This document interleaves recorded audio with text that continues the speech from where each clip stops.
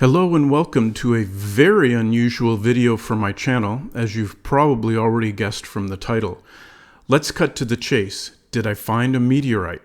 Actually 9 meteorites. Let's put our science hats on and try and figure it out. Please feed the YouTube algorithm by giving the video a like. If you want to see more like this, click subscribe and ring the bell to be notified of new videos. If you want to chip in on my expenses, I now have Patreon and YouTube memberships. Now, how do I even know that a small rock that I saw was possibly a meteorite?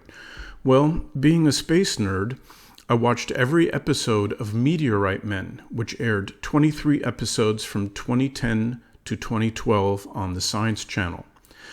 The Meteorite Men were Steve Arnold, a gruff American, and Jeffrey Notkin, a proper Englishman. And I have to say their dynamic worked well on the show. They're both meteorite experts with decades of experience. And each episode would focus on their search for meteorites around the world, both in historic locations and also rushing out to newly reported sightings. And from watching all of those shows, a few things got embedded into my brain. First, meteorites are usually dark-colored to nearly black, given the fiery trip that they made through the atmosphere. On the ground, they tend to stand out starkly against the normal Earth rocks in the area. Second, there are 3 major types: iron meteorites, which are almost completely made of metal; Stony-Iron meteorites, which have nearly equal amounts of metal and stone crystals; and stony meteorites, which are made up of tiny stones. And each type has several different subtypes, as you might imagine. It seems to me that the iron ones are easiest to spot because of the super dark fusion crust, where the iron melts on the outside skin and then resolidifies, sometimes with a smooth surface and sometimes with a mottled surface. They're also much heavier than you would expect given their size, and if you check with a magnet, it'll stick hard to it. There are 2 other ways to come across meteorite-looking iron on Earth: chunks spewed from volcanoes and the slag left over from making iron and steel products. In the vernacular of the Meteorite Men, these are not meteorites, they're meteor-wrongs. And it's easy to get tricked. The guys had several meteor-wrongs on the show, but it's all part of the adventure. And the odds of a guy like me walking along finding a real meteorite are vanishingly low, but I'm not giving up hope. Now let's get to the details of my find. I was walking alongside a small river somewhere on the outskirts of Barcelona, which shall remain a secret for now, when something on the ground caught my eye. As they demonstrated on the show, this rock was far darker than the others in the surrounding area, and when I picked it up, it was heavy. My mind instantly ran to meteorite.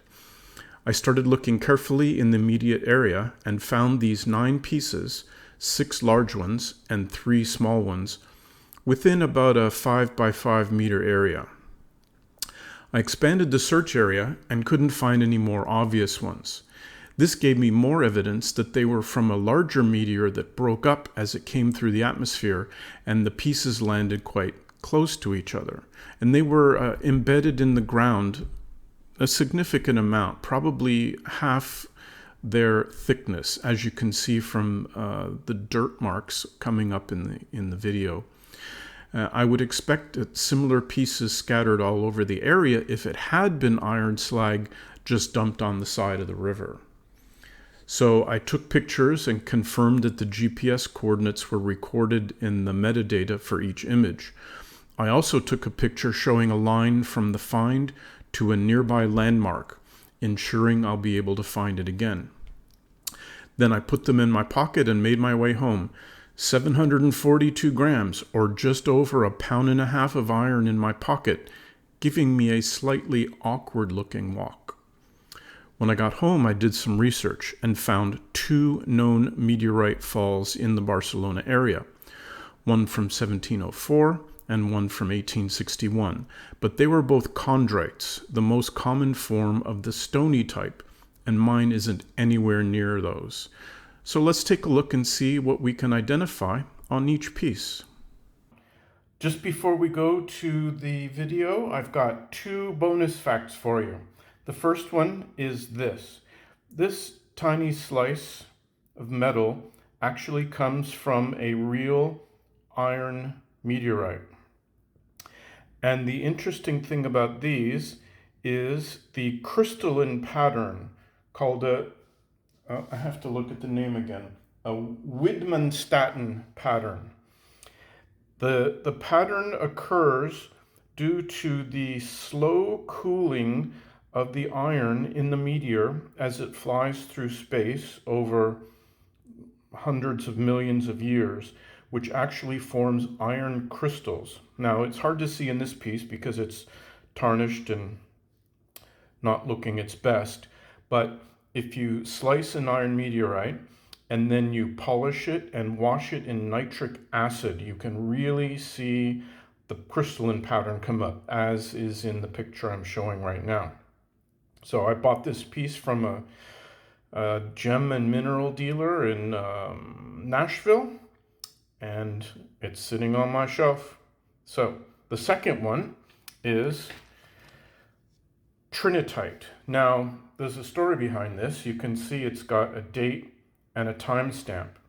If you've seen the recent movie about Robert Oppenheimer and the development of the nuclear bomb, they actually did their test at what is called the Trinity site, just around Los Alamos, New Mexico. Now, on my Tesla trip in when did I do that? 2021? I was driving across that area and I stopped at the entrance to the site, which is only open for a very few days a year. So I just took a picture of the stone monument as the entrance to the testing area.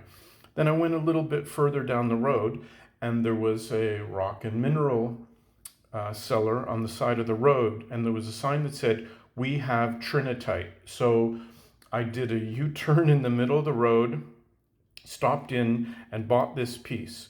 So what this is when the nuclear bomb went off, it basically sucked the sand from the desert up into the fireball, which then melted the sand and rained down melted silicon, essentially, onto the ground, which formed these kinds of pieces of rock in the ground. These have since been named trinitite, and they've only ever formed at the location of when a nuclear weapon is tested. So that's the time and date stamp of when the first nuclear bomb was detonated in the desert at the Trinity site. And I've got a little piece of that. So let's go ahead with the viewing and the analysis of my pieces.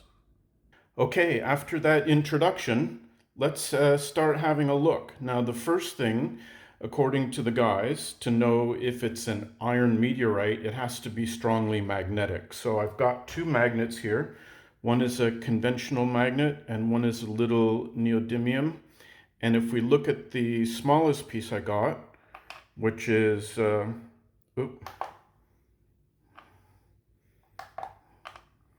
that's all of 2 grams. You can see, even at 2 grams, this thing will definitely hold on to a magnet. With a little more surface area, it does. And the structure is very crystalline, and it has some sparkly bits in there. As you move it, it actually sparkles a little bit. After that, there's another piece, also at 2 grams. It's also a little bit less magnetic, but still has magnetic properties. Not quite as strong, but it's there.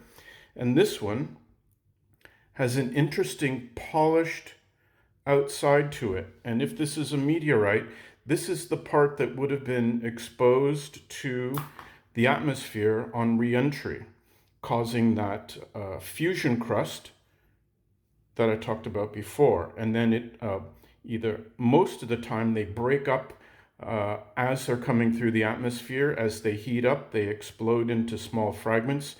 They don't break up when they hit the Earth generally. So this is potentially a good showing for fusion crust. Now let's go to another one.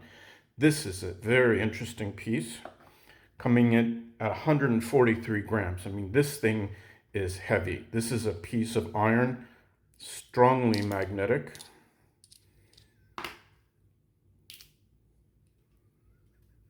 And again, it's got this stippled appearance on the outside that could be also another kind of fusion crust where, as it's coming through the atmosphere, the iron on the outside melts and then reforms as it slows down before impact with the Earth. Actually, meteorites are generally cool by the time they hit the ground because they've been slowed down by the thickness of the atmosphere so much. So they tend to melt the outside layers, then they reform. Sometimes you get this kind of pattern. And then there's also this smooth side here. So I don't know if this came in with these two sides exposed and then these pieces broke apart. I've been unable to try and match any of the pieces to fit together. Next we'll go with this little guy at 7 grams, and this one is very sparkly. As I turn it in the light, it has lots of little crystals inside that definitely have a sparkly appearance. No fusion crust, so it might have been part of the interior. Strongly magnetic. If we go as another similar piece at 43 grams that also has that very sparkly crystalline structure. You can see that a lot right here. There's a little bit of rust forming based on how long it's been on the ground. Otherwise, the pieces they look relatively new. If these were old impacts, they would probably have a lot more rust on them, I'm suspecting. You can start to see some rust coming in there. Magnetic. And we're going up in sizes. We have this piece at 58 grams. There's that fusion crust with some rust, a little bit of melting and reformation, and then the rest of it was interior. Some interesting pieces there. We have 67 grams, kind of a mottled appearance. This is maybe a little bit here, exterior. This one at 178 grams weighs significantly more than any earth rock that you would just pick up on the side of the road. We see the sparkliness. There's a little bit of micro bubbles here, and this is where I begin to have my doubts. Because if we look around here, you can see there are some voids in the material, and more voids here and a little one there. And if we look at the biggest one, this monster at 241 grams, there's this a little bit of fusion crust on the outside, but it's got big voids, big bubbles, and that's what's starting to lead me to believe that this is either volcanic remnants or slag left from a steel foundry that's been used as essentially road fill. But I'm pretty excited nonetheless. I don't know where to go here in Spain to have this verified by an expert or tested, but this is definitely iron found in nature, highly magnetic. If I can find my magnets. Oh, there they are. This one is a magnetic monster. You see, just snaps into place. So, whatever way this turns out, it's going on my shelf. If you have any expertise in the area and you want to comment below and let me know if I'm crazy or I found something interesting, or if it's just a piece of volcano junk or the output of a steel factory, let me know. Thanks. Just before we wrap up, I want to thank my Patreons, Peter Bouvier and Puppy, for their support. We also just popped over 2,000 subscribers, which is quite a nice milestone for my little channel. All support is greatly appreciated. Hey, I hope you enjoyed the video, and if so, please give it a thumbs up. I see that 81% of the viewers aren't subscribed. Please do, as it does help the YouTube algorithm. Take care and see you next time.